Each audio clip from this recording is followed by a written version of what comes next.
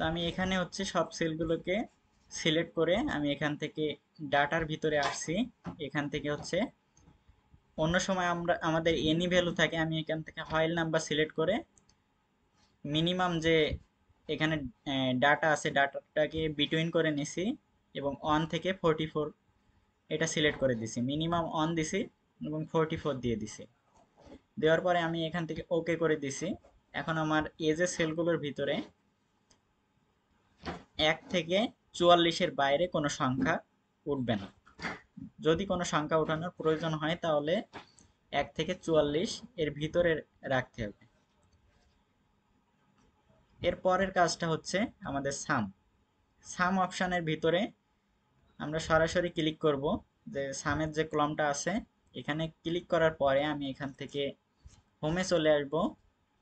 হোমে আসার পরে আমাদের এখানে যে অটো সাম আছে, অটো সামটায় একটা ক্লিক দিব। এখন দেখেন আমার এজের যে সেলটা আছে এর একটা কলামে মানে একটা সেলকে সিলেক্ট করে নিছে। তো আমি এখান থেকে সব সেলগুলোকে সিলেক্ট করে দিব, যেহেতু আমার সব সেলগুলোর উপরে মানে যোগ হয়ে এখানে সামের সেলটার ভিতরে এসে রেজাল্টটা দেখাবে, আমাদের যোগফল আছে এই যোগফলটা দেখাবে। তো আমি সবগুলো সিলেক্ট করে ইন্টার দিলাম। দেখেন আমার এখানে যে এজ গুলো আছে সবগুলো যোগ করলে এই যে সংখ্যাটা আসছে 189 এটা আসবে। এটা ছিল সাম অপশানের কাজ। এরপরে হচ্ছে এভারেজ, যে এই যে এজ আছে এখানে এভারেজ যে বয়স সেটা কত এটা দেখবো আমরা এভারেজের সেলের ভিতরে। তো আমি এভারেজের কলামটায় ক্লিক দিলাম, এখান থেকে অটো সামে আসলাম, অটো সাম থেকে এভারেজ। তো এভারেজে কিন্তু আমার এই যে সামের যে কলাম আছে এটাও কিন্তু সিলেক্ট করে নিছে। তা আমি এখন এখান থেকে সম্পূর্ণ হচ্ছে এজের সেলগুলোরে সিলেক্ট করে ইন্টার দিব। দেখেন এখানে যে এভারেজ আসছে 31.5, এটা হচ্ছে গড় বয়স। এবং এরপরে আছে কাউন্ট, এখানে হচ্ছে কতগুলো সেল আছে বা কয়জনের বয়স আছে সেটা হচ্ছে আমার এখানে কাউন্ট করে দিবে। তো আমি কাউন্টের যে কলাম আছে কাউন্টের কলামের উপরে ক্লিক দিয়ে আমি এখান থেকে অটো সামে আসবো এবং কাউন্ট নাম্বারস এখান থেকে আমি এজের যে সেলগুলো আছে এই সেলগুলো সব সিলেক্ট করে ইন্টার দিব। দেখেন এখানে 6 জনের যে বয়স আছে সেটা কিন্তু এখানে কাউন্ট করে দিছে। এরপরে যেটা আছে এটা হচ্ছে ম্যাক্স, সর্বোচ্চ বয়স কত আছে এজের সেলটার ভিতরে আমরা সেটা নির্ণয় করব এখান থেকে। তো আমি আবার আসলাম অটোসামের ভিতরে, এখান থেকে ম্যাক্সটা সিলেক্ট করার পরে আমি এজগুলো সব সিলেক্ট করে দিলাম, দিয়ে এখান থেকে ইন্টার প্রেস করলাম। দেখেন এখানে সর্বোচ্চ যে বয়স ছিল সেটা হচ্ছে 44, এখানে কিন্তু আমার ম্যাক্সের ভিতরে নিয়ে নেছে। এবার একইভাবে হচ্ছে মিনিমামটা দেখব। মিনিমামটা দেখার জন্য আমরা আবার এখান থেকে অটো সামের ভিতরে চলে আসলাম, এখান থেকে মিনিমাম যে ফাংশন আছে এটাকে সিলেক্ট করে এখান থেকে আমি এজেস যে সেল আছে সবগুলোকে সিলেক্ট করে ইন্টার দিয়ে দিলাম। দেখেন এবার আমার যে মিনিমাম বয়স ছিল সেটা কিন্তু 25, সেটা কিন্তু আমার মিনিমাম সেলটার ভিতরে দিয়ে দিছে। আপনারা যে সময় কাজ করবেন কাজের মধ্যে মাঝে মধ্যে একটু কন্ট্রোল এস দিয়ে সেভ করে নেবেন, না হলে যদি কখনো সমস্যা হয় যে এখান থেকে ক্রস দিয়ে দিলাম এক্সিট, তাহলে কিন্তু এই কাজটা আর ফিরে পাওয়া যাবে না। এরপরে হচ্ছে আমাদের যে এস ক্যাটাগরি এটার ভিতরে একটু কন্ডিশন আছে, তো আমরা এখান থেকে কন্ডিশনগুলো দেখে নিই। এখানে কন্ডিশনটার ভিতরে ছিল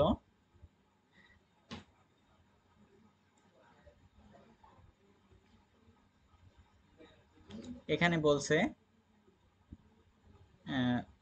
যে age between 1 to 12 is category is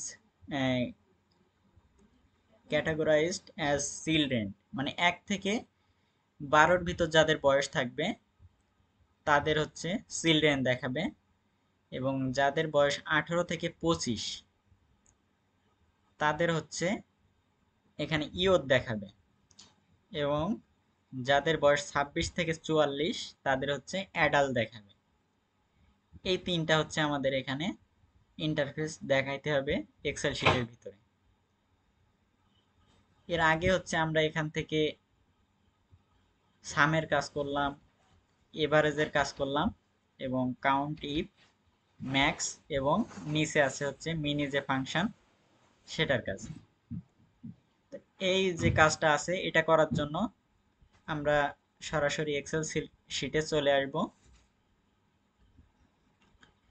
এবং এজের যে এজ ক্যাটাগরির যে সেল আছে এটার প্রথম সেলে ক্লিক রাখবো এবং সমান দিব, দিয়ে ইফকে কল করব। ইফকে কল করার পরে আমাদের এখানে বলছে ইফ দিয়ে কাজ করতে, আর এখানে ছিল মিনিমাম ম্যাক্সিমাম সেগুলোর কাজ। তো আমরা ইফকে কল করছি প্রথম, একবারে ফার্স্টে ইফকে কল করার পরে আমরা এখানে অ্যান্ডকে নিয়ে নেব। যেহেতু আমাদের বলছে 1 to 12 মানে 1 থেকে 12 দুইটা জিনিসের মধ্যবর্তী যে দূরত্ব আছে আমরা সেটাকে নির্ণয় করে দেব। নির্ণয় করার জন্য আমরা এখানে অ্যান্ডকে কল করব, ফার্স্ট ব্র্যাকেট দিব, দেওয়ার পরে আমি এখান থেকে এজের যে সেল আছে এই প্রথম সেলটাকে সিলেক্ট করে দিব।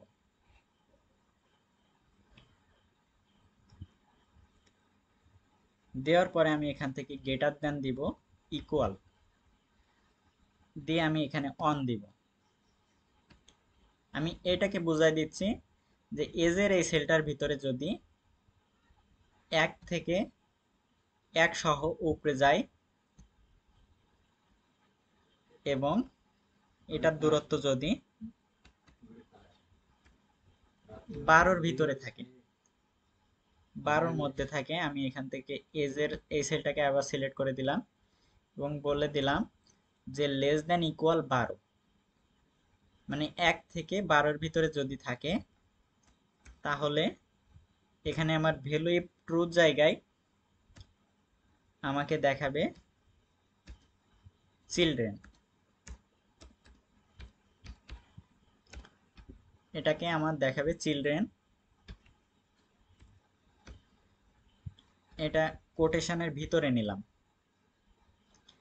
যেহেতু আমার এক্সেল শিটের ভিতর কোনো লেখা দেখাইতে গেলে আমাদের কোটেশনের ভিতরে দেওয়া লাগে, সেজন্য আমি কোটেশনের ভিতরে দিছি লেখাটাকে।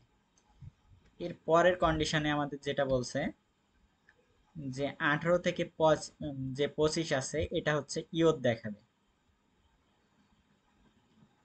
18 থেকে 25-এর ভিতরে যাদের বয়স থাকবে এটাকে ইয়ত দেখাবে। তো আমি এইটুকুকে কপি করে নিচ্ছি সমানের আগ পর্যন্ত। এইটুকুকে কপি করে আমি আবার শেষে বসাই দিচ্ছি,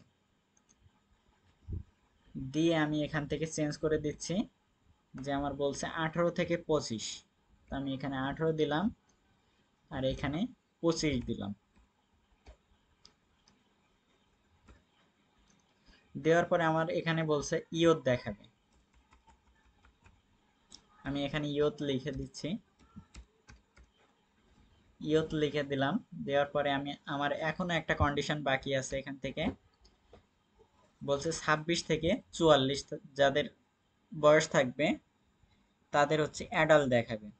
তো আমি এখান থেকে 26 থেকে 44-এর জন্য আমি আবার হচ্ছে ইফ এবং অ্যান্ডের যে সূত্র কপি করেছিলাম সেটাকে বসাই দিলাম।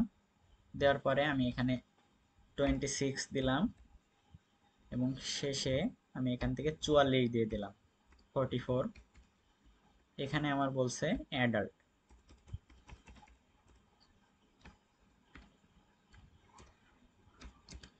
অ্যাডাল্ট লিখে দিলাম এবং শেষের থেকে আমি কমাটাকে উঠায়ে আমি এখান থেকে ইন্টার দিয়ে দিচ্ছি। দিলে দেখেন আমার এই যে এস ক্যাটাগরির প্রথম যে যে নামে যে আছেন তার যে বয়সটা আছে সেটা কিন্তু 26 থেকে 44-এর ভিতরে এটা কিন্তু অ্যাডাল্ট চলে আসছে। তো আমি এটাকে ড্র্যাগ করে নিচে সব সেলগুলোতে দিয়ে দিলাম। দেখেন আমার এখানে যে বয়সগুলো আছে 16-র উপর থেকে এবং 44 পর্যন্ত, এখানে এজন্য দুইটা যে আছে একটা অ্যাডাল্ট এবং ইয়থ দেখাচ্ছে। তো আমি এখান থেকে কারো একটা, যে কোনো একটা নামে 12 দিয়ে দিলাম। দেখেন এবার কিন্তু চিলড্রেন দেখায়। এবার হচ্ছে আমার এখানে ডেসিমেলটা রাখতে চাচ্ছি না, তো দশমিক পর্যন্ত এটাকে এখান থেকে ডিক্রিজ করে দিব, মানে সম্পূর্ণ পূর্ণ সংখ্যা থাকবে এভারেজটাতে। এটাকে আমি সেভ দিয়ে নিলাম। নেওয়ার পরে আমি এখান থেকে আমাদের কন্ডিশনের বাকি অংশটুকু দেখব। এখানে আমাদের উপরে বলছে যারা চিলড্রেন থাকবে তাদের গ্রিন ফিল দেখাবে, এবং এটা বলছে ডার্ক গ্রিন। এবং যারা ইয়থ থাকবে তাদের হচ্ছে ইয়েলো থাকবে, এবং যারা অ্যাডাল্ট থাকবে তাদের রেড লাইট দেখাবে। তো আমি এখান থেকে এক্সেল শিটে চলে আসলাম।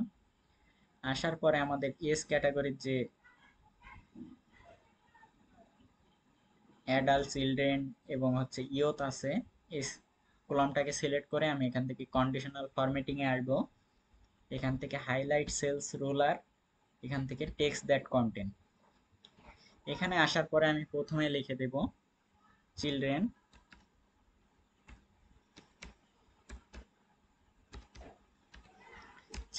চিলড্রেনটা থাকবে গ্রিন। তো আমি এখান থেকে কাস্টম ফরম্যাট অপশানে আসলাম। এখান থেকে ফিল ফিল থেকে আমি এখান থেকে গ্রিন কালার সিলেক্ট করে দিলাম। দেওয়ার পরে আমি এখান থেকে ওকে দিব। এখানে ওকে দিলাম। দেখেন যেটা চিলড্রেন ছিল সেটা কিন্তু চিলড্রেন চলে আসছে। আমি এই সেলটাকে আবার সিলেক্ট করব।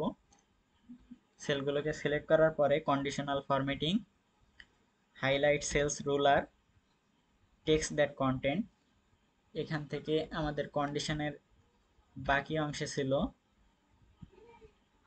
ইয়ত যারা আছে তাদের হচ্ছে ইয়েলো দেখাবে, এবং অবশ্যই ডার্ক ইয়েলো হতে হবে।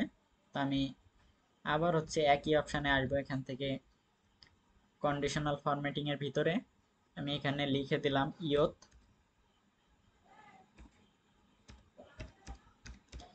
ইয়ত লেখার পরে আমি এখান থেকে টেক্সট কাস্টম ফরম্যাটে চলে আসব, এবং এখান থেকে ফিল অপশানে ক্লিক আছে আমার দেওয়া এখন। তো আমি এখান থেকে ডার্ক ইয়েলো যেটা সেটাকে সিলেক্ট করে এখান থেকে ওকে করে দিলাম। এখান থেকে ওকে দিলাম। দেখেন এখন কিন্তু ইয়ত যা ছিল তার কিন্তু যে হলুদ কালার সেটা চলে আসছে। আমি এখান থেকে আবার যাব conditional formatting, highlight cells rules, text that contains, এবং এখান থেকে আমাদের আরো একটা কন্ডিশন ছিল সেটা হচ্ছে রেড। তো আমি এখান থেকে রেডটাকে সিলেক্ট করে দিব। এখানে আমি লিখে নেই অ্যাডাল্ট। অ্যাডাল্ট লেখার পরে আমি এখান থেকে কাস্টম ফরম্যাট থেকে আমাদের যে রেড কালার আছে ডার্ক রেড সেটাকে সিলেক্ট করে আমি এখান থেকে ওকে দিলাম। এখানে ওকে দিলাম। দেখেন আমাদের যে কন্ডিশন ছিল সে মোতাবেক কিন্তু আমাদের এখানে এস ক্যাটাগরিতে যে কালার দেওয়ার ক্রাইটেরিয়া ছিল সেটা কিন্তু মানে সঠিকভাবে আমরা দিতে পারছি। তো আমরা এখান থেকে যদি কারোর এজ হচ্ছে 10-এর নিচে দিই তারও কিন্তু চিলড্রেন আসবে, এবং যদি এটাকে আমরা 35 দিই তাহলে কিন্তু অ্যাডাল্ট হিসেবে রেড কালার চলে আসছে। আমি এখান থেকে 24 রাখতেছি, ইন্টার দিলাম। দেখেন ইয়ুথ এটা ঠিক আছে। এরপরে যে কন্ডিশন আছে আমরা কন্ডিশনটাকে দেখব।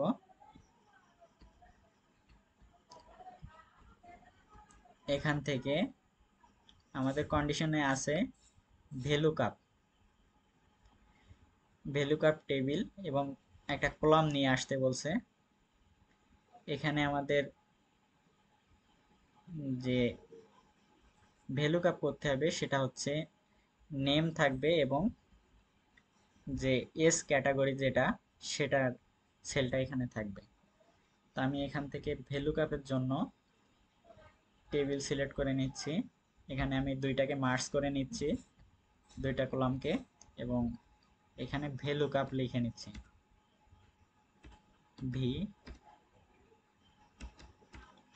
VLOOKUP লিখে নিলাম। লেখার পরে আমি এখানে যেহেতু নামগুলো আসবে এখান থেকে, আমি এই সেলটাকে সিলেক্ট করলাম। আমি দুইটাকে একটু বর্ডার দিয়ে নিই, নিলে আরো সুন্দর দেখাবে, বুঝতে সুবিধা হবে।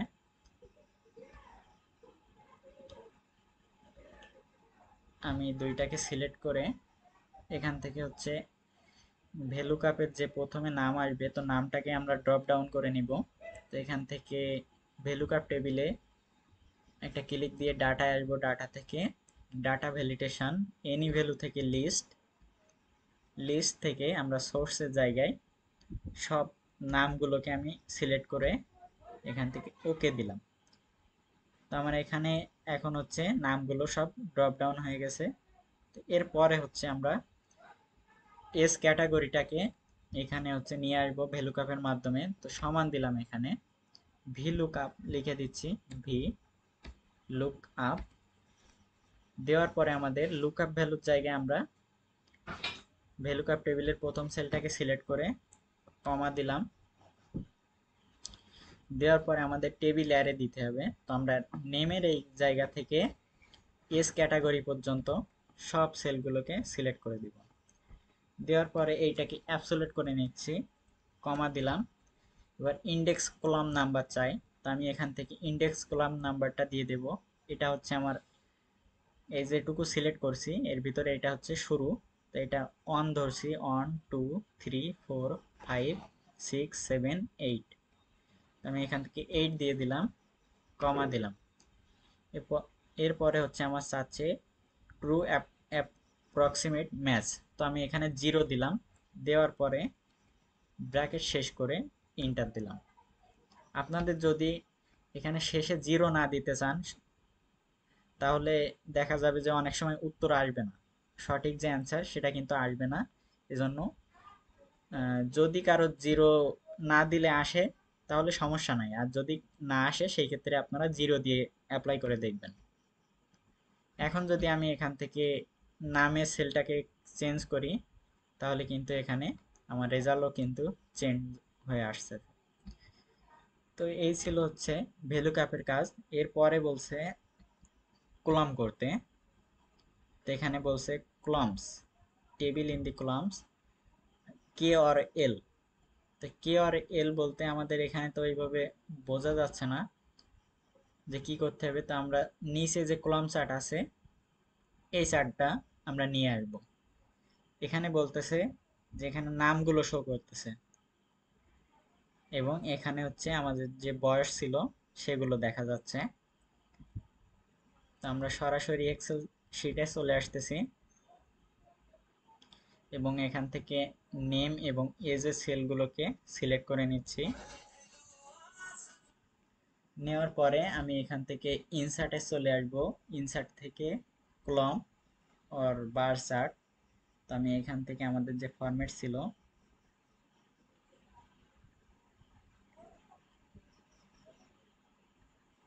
আমাদের এই ফরম্যাটটা ছিল,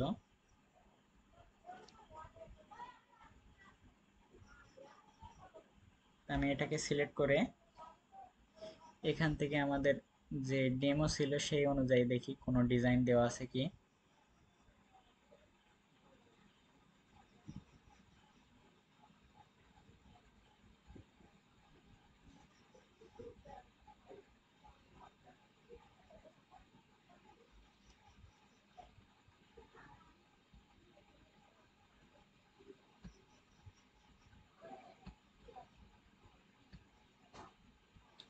এটাকে আমি নিয়ে নিচ্ছি এখানে, এবং আমাদের যে কন্ডিশন ছিল সেই অনুযায়ী কিন্তু আমাদের গ্রাফটা তৈরি হয়ে গেছে। বার চার্ট ছিল যেটা, এটা। তো আমাদের এখানে হচ্ছে এক্সেলের ভিতরে আজকের কাজ হচ্ছে এইটুকুই ছিল। তো এই কাজটুকু বুঝতে কি কারো কোনো অসুবিধা হয়েছে?